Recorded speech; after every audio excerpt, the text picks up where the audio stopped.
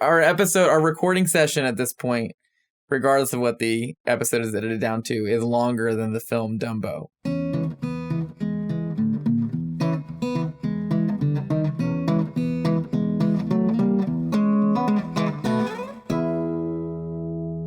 Welcome to A Century in Cinema. I'm Arthur. And I'm Andrew. And this is a podcast where we discuss a classic film from every year. And this year, 1941, we're talking about Walt Disney's Dumbo. You can find Dumbo available to stream online on Disney+. You can always check our show notes for specifics to see where the films are streaming. But I'm going to take a guess that Disney+ has this one. So 2010, 2011 was my freshman year of college. And I had a sort of a traumatizing experience within my freshman year of college, which helped me grow overall. But part of my coping with it was it started with Pocahontas, and I don't know why, but I just started revisiting every Disney movie. And that's when I started buying them on Blu-ray as well. And I remember revisiting this one. And I was like, oh, wow, I'd completely forgotten about so much of this. And also, I was just so enchanted by it. And I've watched it so many times since. Okay, so I'll admit that I have seen this film before. And part of the rules for this podcast were that I had to have never seen these films that we're going through year by year. But I saw Dumbo when I was a baby. I apparently watched it with my mom a lot, but I could not tell you what it was. Like, I don't remember this film. So it's kind of like I'm seeing it for the first time. But at the same time, as I was watching it, I was like, oh, yeah, that shot of them like pushing the elephant into the train. I remember that. Deja vu almost. Yeah. Yeah, when I told my parents that we were doing this movie, my mom immediately broke out into song because she watched this movie with me when I was a baby. And it just means so much to her and to us and our relationship together. But it is so strange that this important film, I just don't remember it. I was a baby. Yeah. So that's a little strange. So I was happy to revisit it and kind of get a fresh take on it. I hope your mother will forgive me for any context I might give to this film that could potentially ruin its enjoyment. Going into it, I was really worried about that too. I mean, a lot of films that we have nostalgia for, that we have really fond memories of, you know, you start looking into them and sometimes it can get really nasty, the context and the history around them. I was able to sort of hold those two feelings simultaneously in my mind as I watched this and looked into it. The, you know, memories that I have with my mom or the feelings that I have with this film are valid, but at the same time, the problems that exist around this film are also valid. Oh, yeah. I thought I'd have more discomfort with that, but I was actually able to sort of confront those two emotions simultaneously and be okay with it. Well, we'll see how you feel by the end of my history lesson, but you get to go first, Arthur. What's going on in 1941?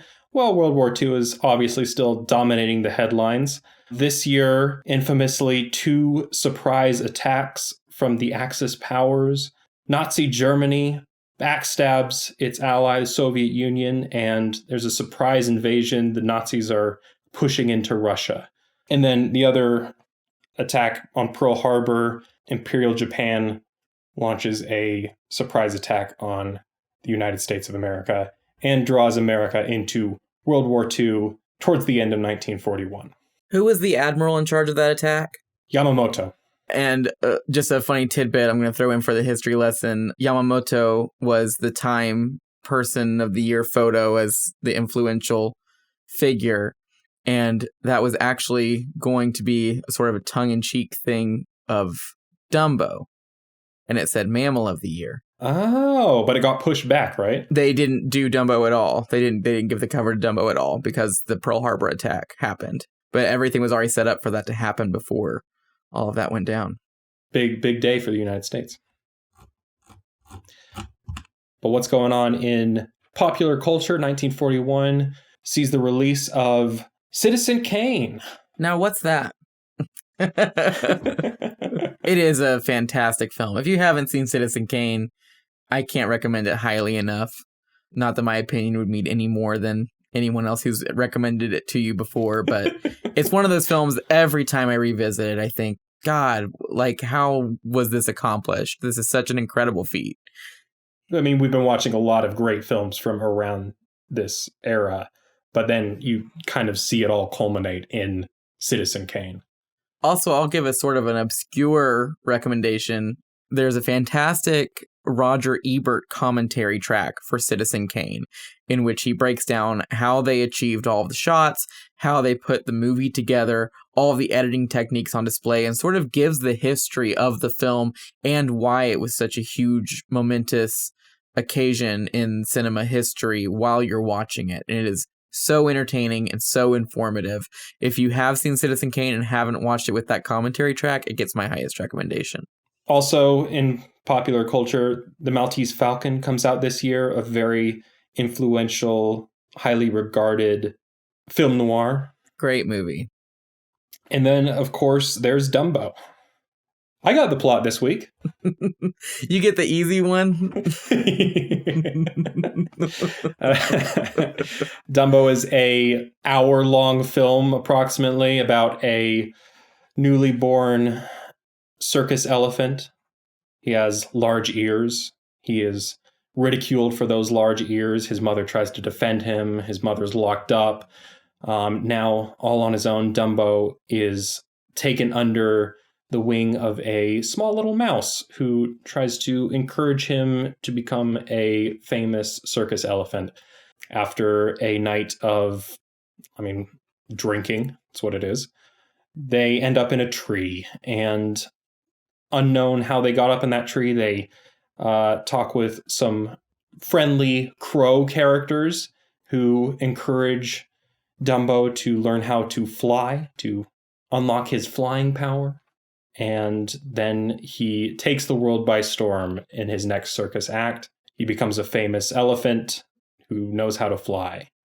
He's reunited with his mother at the end. She's released from prison, and they ride happily into the sunset.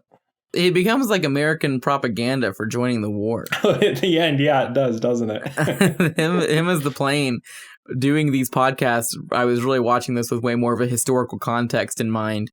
And when I saw that, I thought, oh, wow, because we weren't even in the war yet. I mean, Pearl Harbor was going to happen just later this year. This film comes out in October. I mean, it's being produced throughout the year. But yeah, I mean, America's war machine is ramping up. Everyone kind of feels like something's around the corner. At the very least, America is supplying arms to Britain and other allies. What did you think of the movie? I mean, I really thought it was cute. I really thought it was innocent. I just thought it was a really wholesome movie. I could see why my mom liked it so much in the context of, watching it with her child. I can't watch that baby mind sequence without welling up, truly. Yeah, I admit it too. I think that's just such a great emotional moment. And then to break that emotion with the pink elephant sequence, which is, in my opinion, the easily the best part of the whole film. It's such an incredible achievement.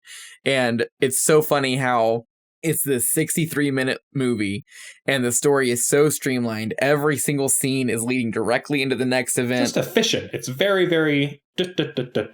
Everything's just moving, and then all of a sudden the movie just takes 5 minutes to just be a complete acid trip. And it is so well done. I mean, the technique involved is incredible. And it's also one of those weird things that's almost designed for a kid to sort of stuff some of it in their subconscious. Like, yeah.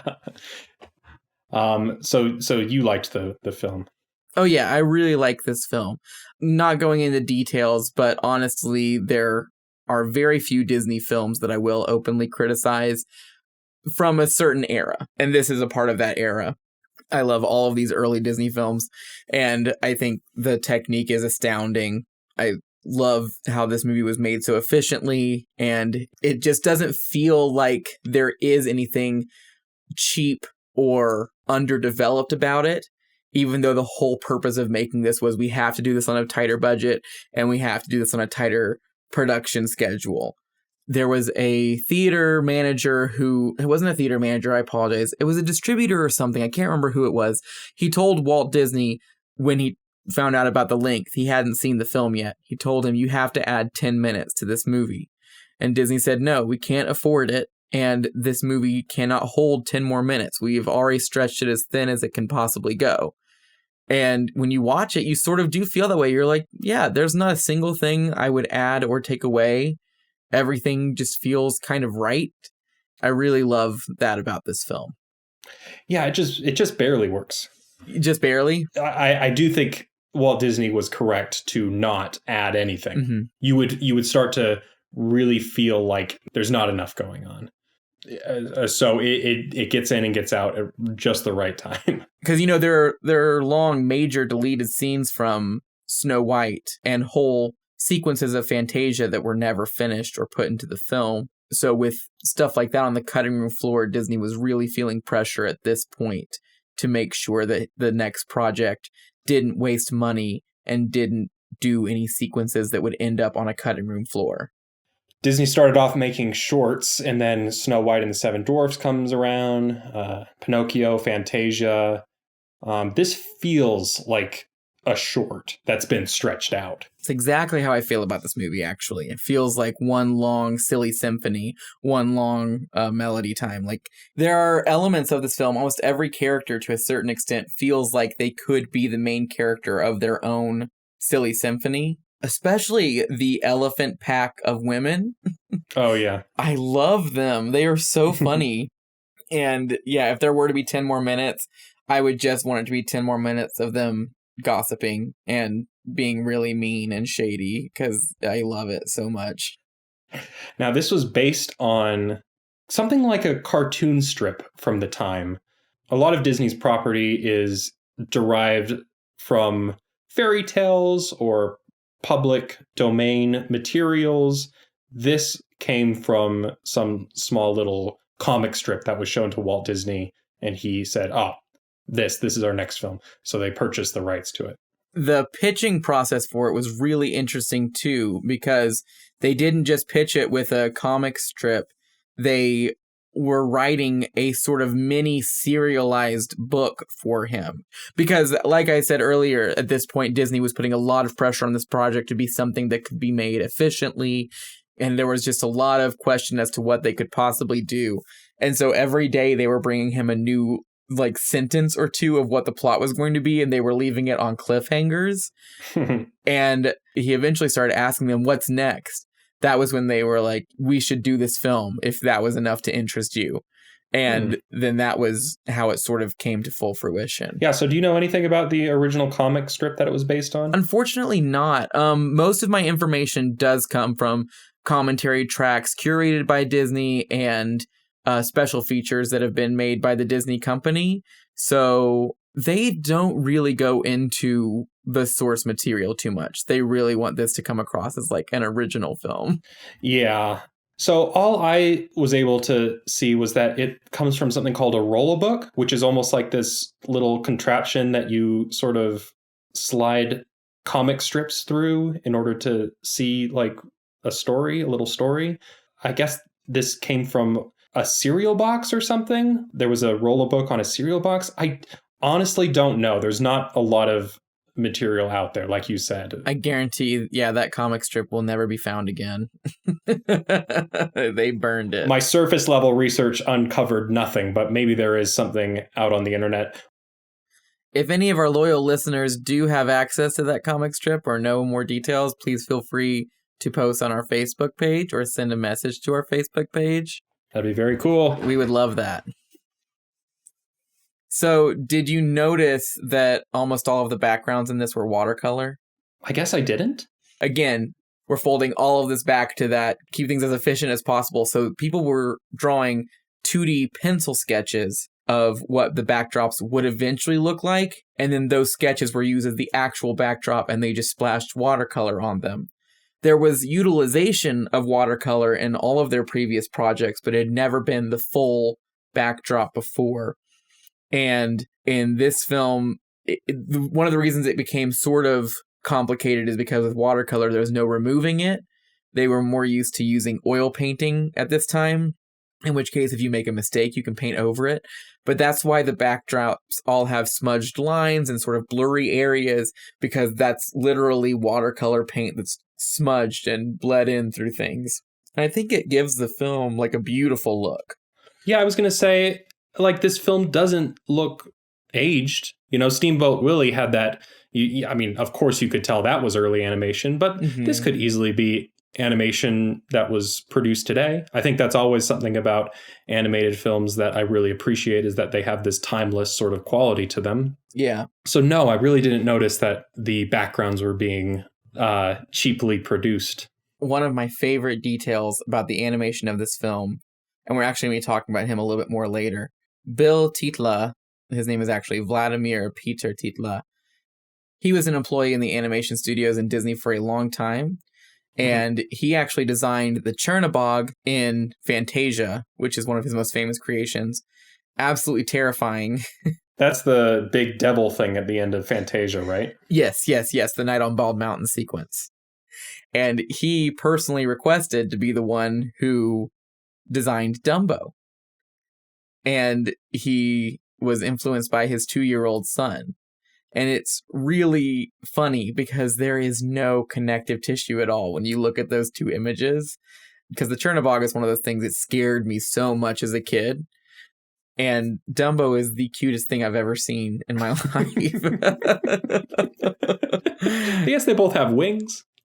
Yes, they both have wings.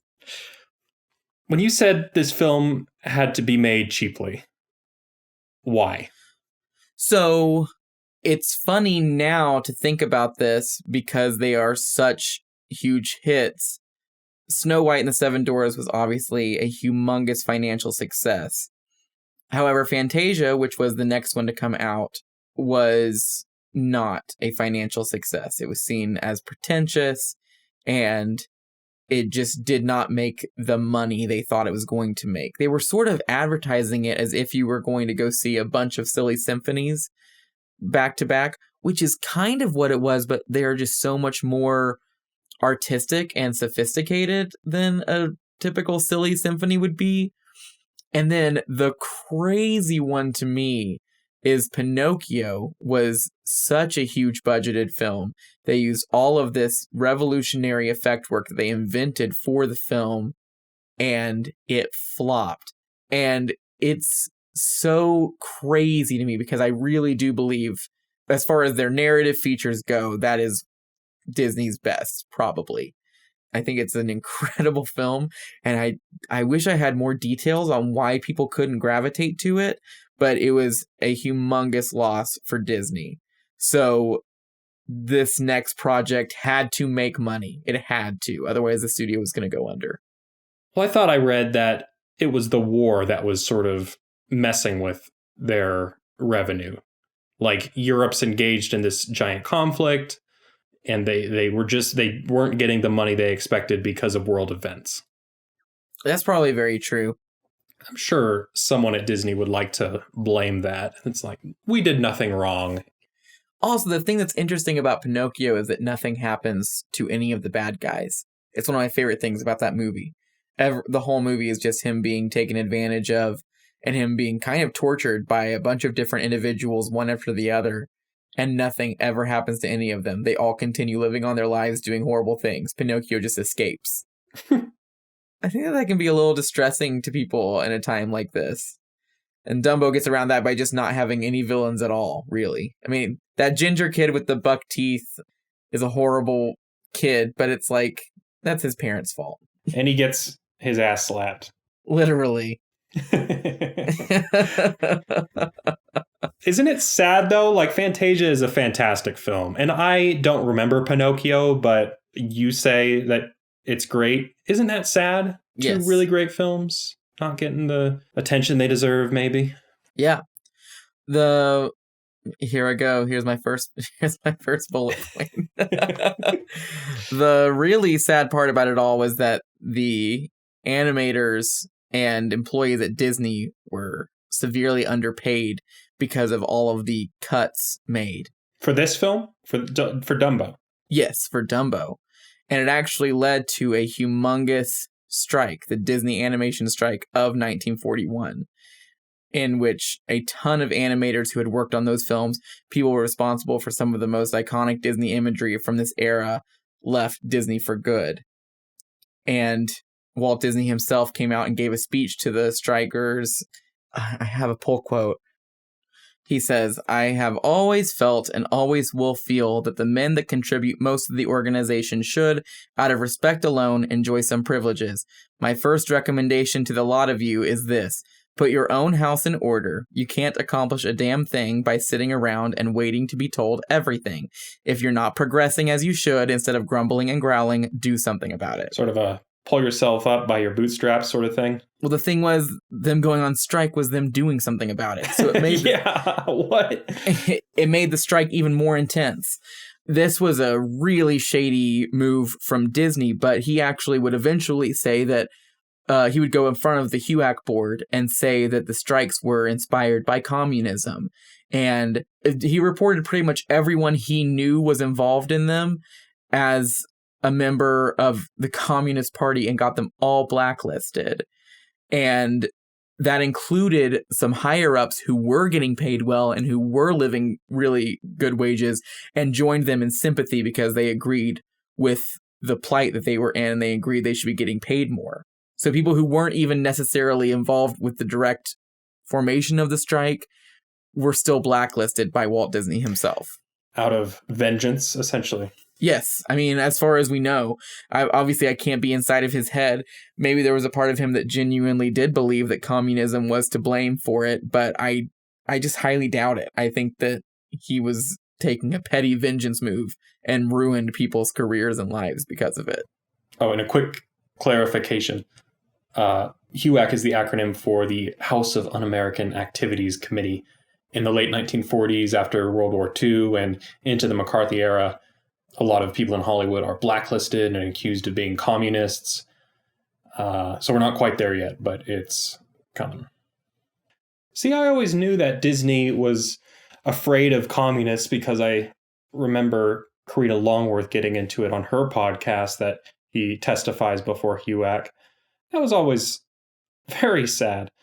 And animators, people working in this part of the film industry, are sort of latecomers to the film industry. They take a little while to form their unions, right? And even today, I know that animators don't enjoy the same benefits that a lot of writers, directors, people in the established unions in Hollywood, they enjoy more benefits than people working in the animation industry because of loopholes that the unions don't cover animated work. And that's very sad because animated films are fantastic. And I know those workers labor long, hard hours to bring us fantastic films like this one. And even as far as unions go, I mean, really the only one for animation at this point was the SCG, the Screen Cartoonists Guild. And that was only formed in 1938, 3 years before all of this. And at this point, another reason why these strikes happened, they had a deal with every other animation studio except for Disney. Disney refused to make a deal with them. Oh, so like the main person making cartoons. Right.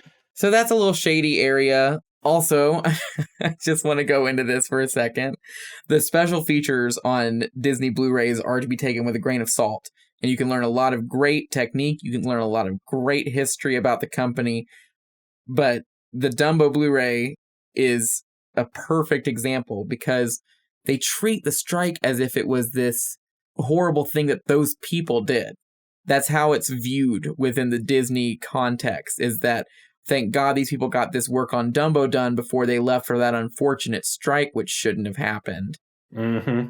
And it drives me up the wall. I love watching that stuff because I do love getting that information, and I'm able to be aware of the bias going into it.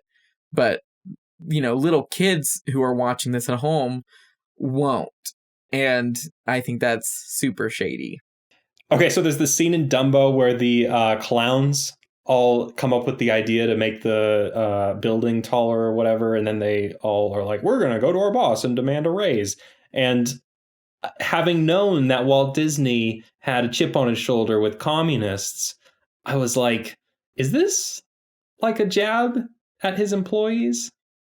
It is. Oh, It is. The silhouettes of those clowns are designed caricatures of the animators who went on strike. That's why they're shadows in 2D, because that was quicker to draw, and they had to do that pretty quick. oh, of course, yeah. The silhouettes are quicker, yeah. Yeah. So that's how he felt about them. He thought they were all just a bunch of clowns in inflatable suits that were acting like idiots. What's sad is that as far as unionizations in animation goes, as you kind of mentioned earlier, it's still a huge problem. And we still have these movies that are hitting crunch times and having to work these people to the bone up to the last minute. And it's just not an okay thing. I'm not going to get on a huge soapbox right now, but there just does need to be stricter limitations on work hours for animators, and there need to be more union policies. And you know what? For video game employees too, because it's 2021. Cyberpunk 2077 just came out, and all of those people lost their daily lives and worked themselves to death in the middle of a pandemic, only to have to release a game that wasn't finished. So, unionization. That's it though. I'll get off my soapbox. I mean, having worked on a couple of film sets and seen the bitter lives of certain workers in the film industry, I do think that without union labor laws, like the film industry would just be like this horrific slave state. The deadlines and the egos from the higher ups, like it can get out of control. Yeah. No matter what your opinions are on unions, and there's a whole can of worms there. But I just think without certain laws in place and people fighting for those laws, the film industry would be a really, really ugly place to work. And it already is a pretty ugly place to work for a lot of people. Yes. That's my soapbox. We're just taking this moment about Dumbo to just sort of get some stuff off of our chest. Should we talk about a review from the time period? Yes. I loved this review. This is a really well-written critical analysis of a film. I didn't even realize. And of course, it was written by a woman. Cecilia Ager. Ager? Yeah, sorry, Cecilia. But this is from a newspaper at the time called the PM. Usually we do a Variety review or a New York Times review, but this was a nice, smaller publication that I just wanted to look at. And yeah, there's some really lovely quotes in here. They do mention that Disney films usually have needlessly frightening or violent sequences, and this one does not. Actually, I mean, she does say it does have the usual Disney sequence of destructive violence. Oh, okay. This description of the pink elephant scene is poetry. Though it has the usual Disney sequence of destructive violence, of nihilism almost, this time it's not violence for violence's sake, it's not the usual orgy of devastation that usually bemuses Disney's, and from which they can scarcely tear themselves away, but a sequence necessary to the motivation of the story, swiftly done and swiftly gotten over with. Indeed, there's not a notion in Dumbo that lingers a moment past its fullest usefulness. What sequences do you think she is referring to? I think she's definitely referring to the Night on Bald Mountain. Yes. In Fantasia. Having not seen Pinocchio in many, many years, I don't remember it. I don't know. Oh, I know exactly what she's talking about. It's this terrifying sequence where all of these boys are transforming into donkeys. And that sequence still terrifies. It is horrifying. I'm trying to think of what it could be in Snow White, though. Because, I mean, he tells her he's going to carve out her heart, but he doesn't actually do it, obviously. You know what? I think she's talking about that sequence where she's running through the forest and all of the trees come to life and are screaming at her. That part was really scary. There's a quote from Steven Spielberg One of the most frightening sequences in film history is the scene in which the huntsmen come to get Snow White, forcing her to retreat into the woods, which come alive and try to kill her. It terrified me as a kid, that's for sure. Yeah, it is funny how the pink elephant sequence is nowhere near as scary as those. Again, kind of, it feels almost intentionally not as memorable as those. It really does feel like this sequence is supposed to nestle in the back of your brain and sort of live dormant until you revisit the film. It feels like it's designed to do that. It's so interesting to me. Yeah, I see here she says that Dumbo is the most enchanting and endearing of Disney's recent output, maybe because it's the least pretentious of their works, the least self-conscious, and I assume she's referring specifically to Fantasia. To live in a post-Ralph breaks the internet society, and to think that the 40s Disney movies were too self-conscious and too pretentious is insane to me. Sort of almost like a canary in a coal mine thing here. I mean, it's so bad now. Their whole like postmodern, we're always winking at ourselves, nothing can be genuine. She saw that coming when Snow White was in theaters. Yeah, this is a really good review. I mean, why do you think this film was such a success at the time?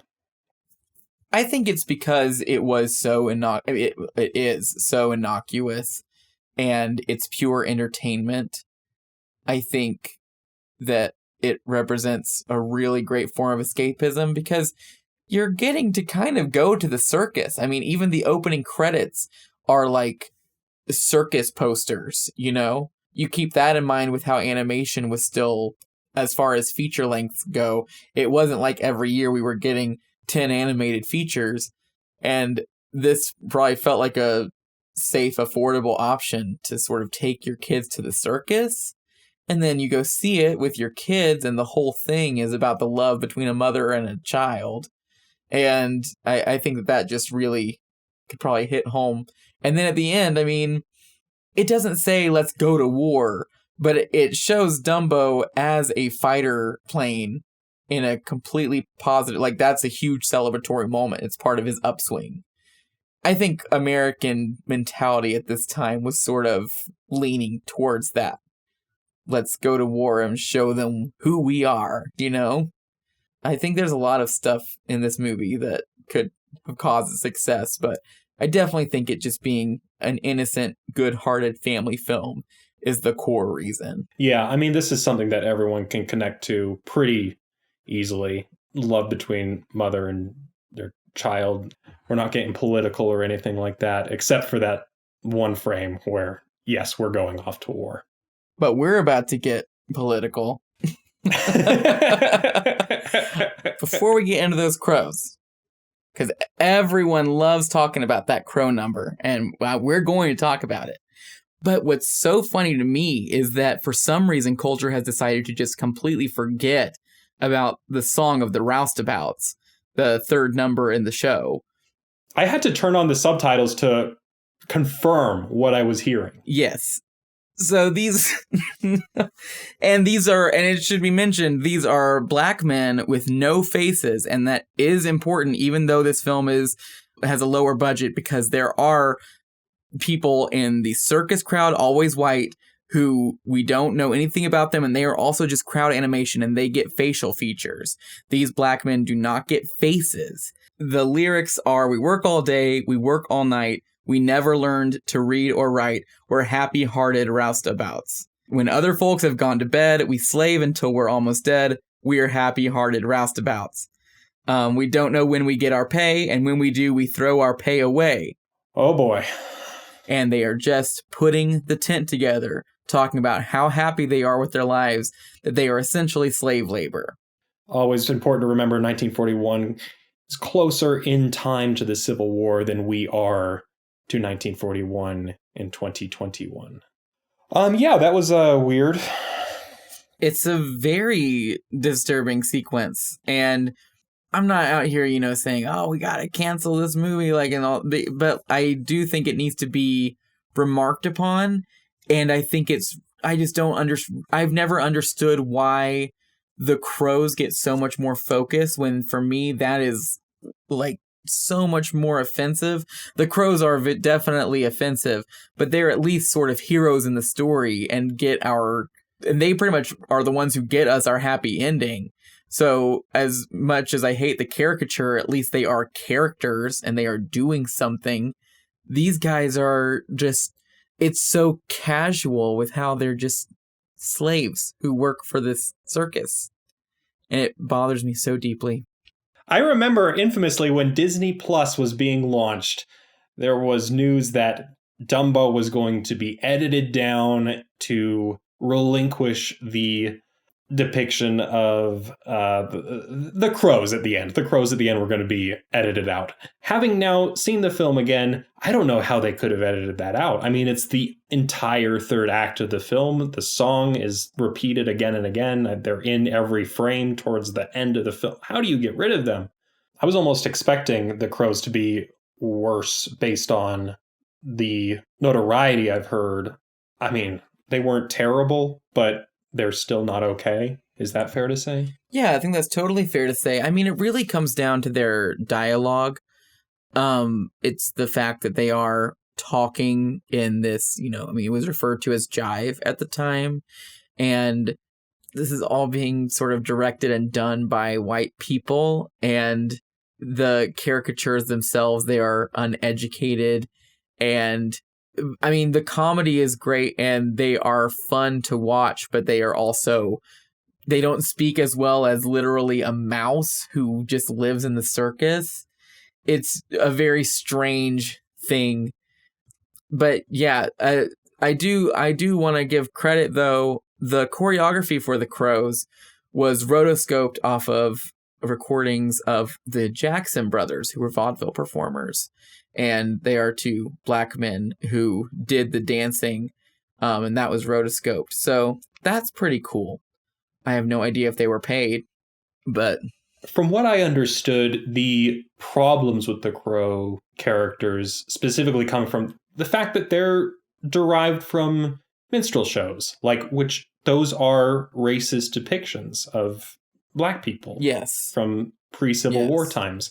And literally drawing character stereotypes from the Jim Crow character, who is racist. Literally, this character in the original version of this film was called Jim Crow in the credits. They changed that, but that's how it was made. Yeah, it's unfortunate because there is a lot to enjoy about this film, and this is where things get dicey. But for me, I am still able to enjoy this film and appreciate what it did do for animation. But I mean, as you've heard me talk about for the past hour almost, there is a lot to discuss as far as the shady dealings behind the scenes of this movie. When did Song of the South come out? 64? Oh, no, I flipped it. 46. Oh. And we are not going to get into Song of the South, but I guess it's at least worth noting that there is this weird underlying current in the Disney films at this time that is drawing from a racist wellspring. Those minstrel shows, the same nostalgic feelings that inspired Gone with the Wind and Birth of a Nation. It's strange. It's worth noting and talking about. And even in the Disney Plus version of this film, they started out with a title card saying that these depictions are wrong, and they were wrong at the time, and they're worth discussing. Is it specifically talking about the crows, or does it mention the roustabout sequence? No, it doesn't specifically talk about anything. Okay. It says this film has depictions that we now acknowledge are bad, and they even say are bad now and were bad back then, which I do appreciate. It doesn't show you a picture of the crows or the roustabouts or anything like that. I mean, yeah, it's probably just best to keep, because I mean, honestly, there are some weird depictions of Middle Eastern people as well, riding camels. And again, it's just like the caricatures of their face. There's a lot going on in this movie as far as the ugliness, which is what makes it so weird to call it such a good family movie. I think there is something we all see about ourselves in Dumbo as a character, about this person who was born with something different about them that other people look at and mock and don't try to understand. And also, it's a character that doesn't say a single word in the entire film. And so it's very easy for us to sort of be able to project ourselves on the Dumbo during certain moments. And I think that that's important for a film like that to exist for kids. There's no weird winks at the audience. There's no trying to subvert the moral in any way. I mean, it is a very direct movie, and I think that's important. And that's one of the reasons I liked this movie as a kid, and one of the reasons I still like this movie today. Yeah. I can agree with that. That makes sense.